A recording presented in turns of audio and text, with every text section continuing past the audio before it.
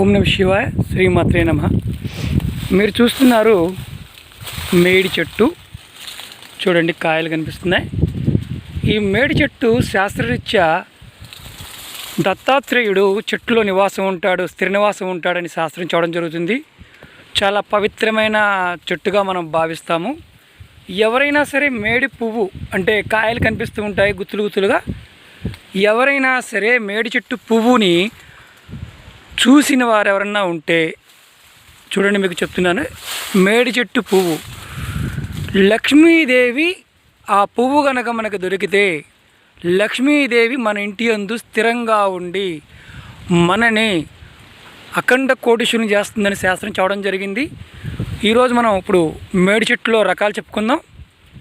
ఇది మన దేశీవాలి మేడి అంటామంటే మామూలుగా మనకి ఎప్పుడు కనిపిస్తూ ఉంటుంది. ఇంకొకటి బ్రహ్మ మేడి అంటారు.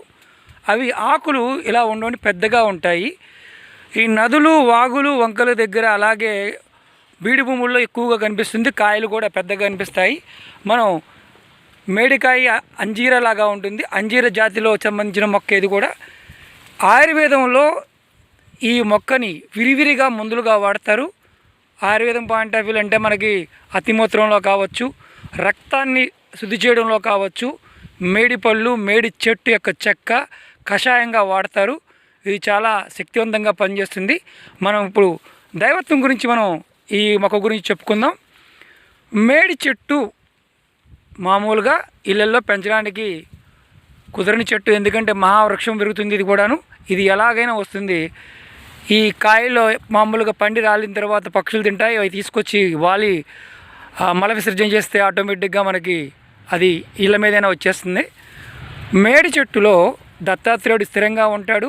శాస్త్రం ఏం చెప్తుందంటే మేడి చెట్టు కింద నుంచి చనిపోయిన వారిని కూడా తీసుకువెళ్ళకూడదు శాస్త్రం చెప్తుంది. ఎందుకంటే మేడి చెట్టు కింద నుంచి వెళ్తే మళ్ళీ చనిపోయిన వారు లెగుస్తారని, అంటే వాళ్ళు పునర్జీవిస్తారని కూడా శాస్త్రంలో చూడడం జరిగింది. ఈ చెట్టులో దత్తాత్రేయుడు ఉంటారు.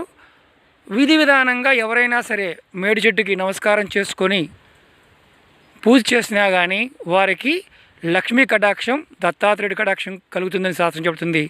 అలాగే మేడి చెట్టు ఉత్తర దిశయందు, తూర్పు దిశయందు పారిన వేరు రవిపుష్యమి నక్షత్ర టైంలో సంగ్రహించి తావీజులో ధరిస్తే లాటరీ లాంటివి, అలాగే ఈ తంబోలా గేమ్స్ లాంటివి ఆడుతుంటారంటే మన మామూలుగా ఈ వాటిని ఏమంటారంటే ప్యాక్గా మన మామూలుగా వీళ్ళు ఆడుతుంటారు కదా, రమ్మీలు ఆడుతుంటారు, అలాగే లాటరీ టికెట్లు కొంటూ ఉంటారు.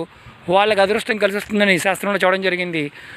ఉత్తరం వైపు వేరుని అది కూడా రవిపుష్యమి నక్షత్రం రోజున సంగ్రహించి విధి విధానంగా సంగ్రహించి మనం ధరించగలిగితే, తావిజులు ధరించగలిగితే, అది కూడా కుడి జబ్బకు ధరించాలండి.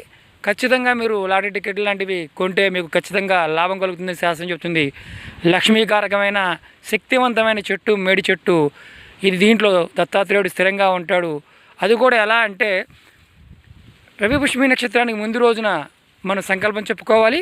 సంకల్పం చెప్పుకొని వేరుని ధరించాలి. అలాగే ఇది గ్రహాల్లో ఉన్న మన నక్షత్రాల్లో కృతికా నక్షత్రానికి సంబంధించినట్టుగా శాస్త్రంలో చెప్పబడింది. కృతికా నక్షత్రం వారు ఈ వేరుని ధరిస్తే వారికి గ్రహపీడ తగ్గుతుందని శాస్త్రంలో చూడడం జరుగుతుంది. మీరు విధి విధానంగా సంగ్రహించండి, ఎందుకంటే మనకు విరివిరిగా ఈ చెట్టు లభిస్తుంది. ఇది మామూలు మేడండి. అలాగే బ్రహ్మ మేడని కూడా ఉంటుంది.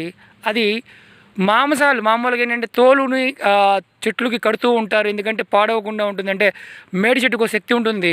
ఆ బ్రహ్మ మేడికి తోలు అంటే మామూలుగా ఈ డప్పులు తయారు చేస్తుంటారు, వాద్య పరికరాలు తయారు చేస్తుంటారు. వారు ఏం చేస్తారంటే ఈ చనిపోయిన జీవుల యొక్క కళేబరాలు తీసుకెళ్ళి చెట్టుకి కడుతూ ఉంటారు. ఎందుకంటే మాంసాన్ని అంటే ఖరాబ్ అవ్వకుండా ఉండడానికి, అంటే కుళ్ళిపోకుండా చేయడానికి కూడా శక్తి ఉందని శాస్త్రం చెప్తుంది.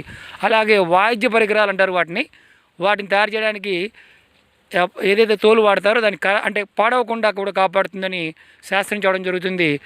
ఇది మీరు విధి విధానంగా సంగ్రహించండి, ఖచ్చితమైన మంచి ఫలితాలను పొందండి. శ్రీమాత్రే నమః. ఓం నమ శివాయ.